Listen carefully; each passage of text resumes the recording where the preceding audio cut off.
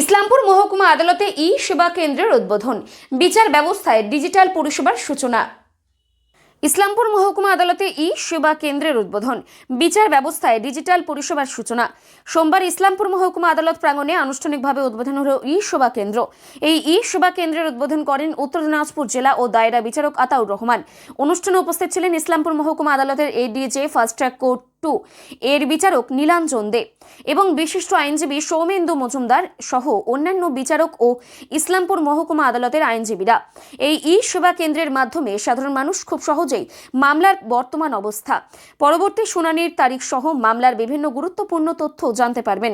পাশাপাশি সংশোধনাগারে বন্দী ব্যক্তিদের আত্মীয়দের সঙ্গে সাক্ষাৎকারের জন্য ই-মুলাকাত বুকিং সংক্রান্ত সহায়তাও পাওয়া যাবে এই কেন্দ্র থেকে। এছাড়াও কোনো দিন কোনো মাননীয় বিচারক কিংবা মাননীয় বিচারক ছুটিতে আছেন কিনা সে বিষয়ে তথ্য মিলবে। জেলা আইনি পরিষেবা কর্তৃপক্ষ, হাইকোর্ট আইনি পরিষেবা সমিতি এবং সুপ্রিম কোর্ট আইনি পরিষেবা সমিতির মাধ্যমে বিনামূল্যে কিভাবে আইনি সহায়তা পাওয়া যায় সে বিষয়ে বিস্তারিত তথ্য জানানো হবে ই-সেবা কেন্দ্র থেকেই। ছিল আদালত মানে তারিখ পে তারিখ, এটা বোঝাই যেত না যে কবে কোন মামলা কখন আদৌ আছে কি হচ্ছে।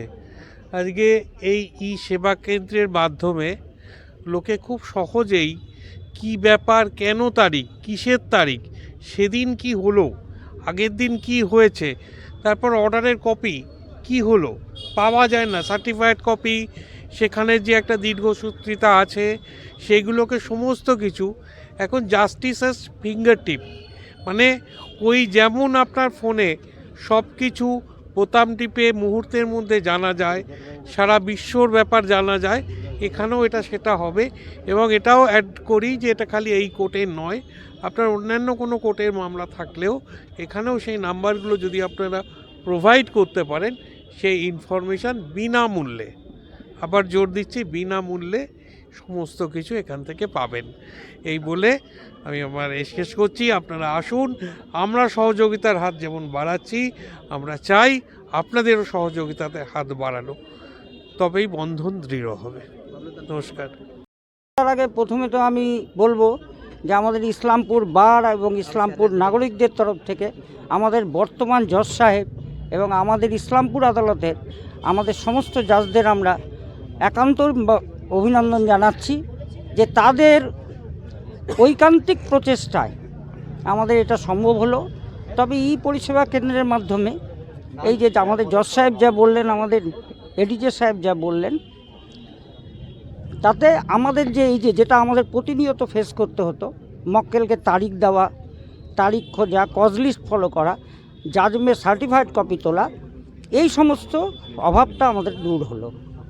আর দীর্ঘদিন ধরেই আমাদের ই কোর্টের মাধ্যমে, এটা শুরু হওয়ার আগের থেকেই আমাদের ই কোর্টের মাধ্যমে আমাদের জেল আসামি জেল থেকে এখানে শুনানিতে হাজির হতে পারছিল, বা সাক্ষীরাও বাড়ি থেকে হাজির হতে পারছিল। এটাতে আরও এই পরিষেবা কেন্দ্র হওয়ার পরে আমার মনে হয় এটা আরও সুন্দর সুষ্ঠুভাবে পরিচালনা হবে। দরকার যারা ড্রাগ এডিক্টেড, যেটা বর্তমান সমাজের একটা সবথেকে বড় সমস্যা। আমাদের ইসলামপুরে জুভেনাইল জাস্টিস বোর্ডও এখানে নাই, কোনো হোমেরও ব্যবস্থা নাই সিডব্লিউসি এর, আর কোনো রিকভারি হোম যারা ড্রাগ এডিক্টেড তাদের এরকমও কোনো ব্যবস্থা করা নাই। তবে এটা নিয়ে আমরা দীর্ঘদিন আন্দোলন করছি, আশা করি পরবর্তীতে আমাদের এটাও সফল হবে। মানে আমাদের বলার উদ্দেশ্য, যেটা দেশের সর্বোচ্চ আদালতে যে ভাবনা ভাবছেন, আমরা সেই ভাবনাটাকে বাস্তবায়িত করার চেষ্টা করছি।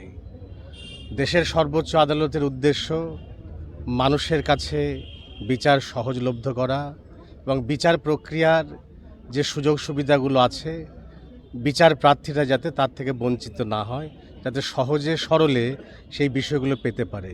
তাই আজকের আমাদের যে উদ্দেশ্য, মানুষ দূর দূরান্তে গ্রামগঞ্জ থেকে আসেন, সর্বক্ষেত্রে আদালতে দ্বারস্থ হতে পারেন না, বিশেষ করে মামলা চলাকালীন অবস্থায় তারা চলে যান, কিন্তু দিন পেতে তাদের সমস্যা হয়।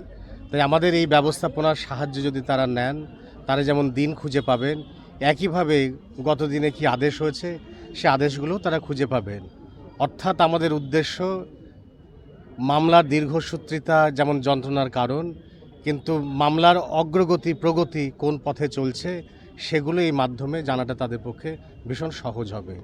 এবং তারা যদি এটাকে প্রয়োগ করে এই বিষয়গুলো, তাহলে আমার মনে হয় যে কেন দিন হলো না, কেন দিন পড়েনি, এই কথাগুলো বলার জায়গা থাকবে না। স্যার, আজকে দেখছি যে পরিষেবাগুলোর মধ্যে আরেকটা আছে যে সংশোধনাগারে যারা বন্দী থাকেন, তার কারণটা হচ্ছে আমরা যারা নিয়মিত সংশোধনাগারে যাই এবং যারা দীর্ঘদিন ধরে সেখানে আছেন, তারা অনেকেই মানসিক অবসাদে ভোগেন, কারণ পরিবারের মানুষজনের সাথে কথা বলা সম্ভব হয় না, ওখানে গিয়েও সাক্ষাৎকারের সময় সুযোগ তারা পান না। কিন্তু এই বৈদ্যুতিন যন্ত্রের মাধ্যমে আমাদের প্রতিনিধি যারা আছেন, তাদের পরিবারের লোকজনরা যদি আসেন, তাদের সাক্ষাৎকারের ব্যবস্থা আমরা করে দিতে পারবো, যার মধ্যে স্বচ্ছতা, পরিচ্ছন্নতা সব কিছুই থাকবে, যেখানে ধরা করার বা অন্য কোনো মাধ্যমের প্রয়োজন হবে না। গোটা ইসলামপুর মহকুমাবাসীকে কি বার্তা দিতে চাইবেন?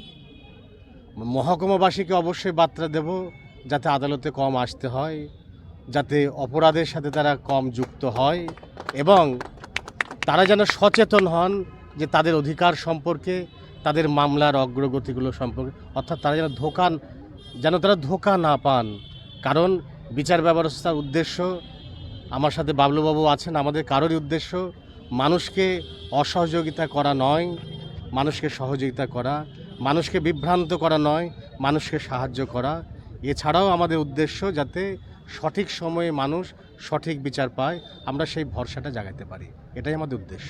ই সেবা কেন্দ্রটা কোন সময় খোলা থাকবে আর কোন কোন দিন মূলত খোলা মানে থাকবে? সব দিনই খোলা থাকবে, আদালত যে কদিন খোলা থাকবে এটাও খোলা থাকবে একই সাথে।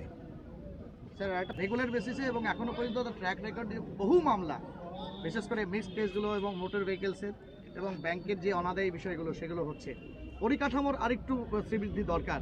জেলা জাজ হিসাবে কি ভাবছেন?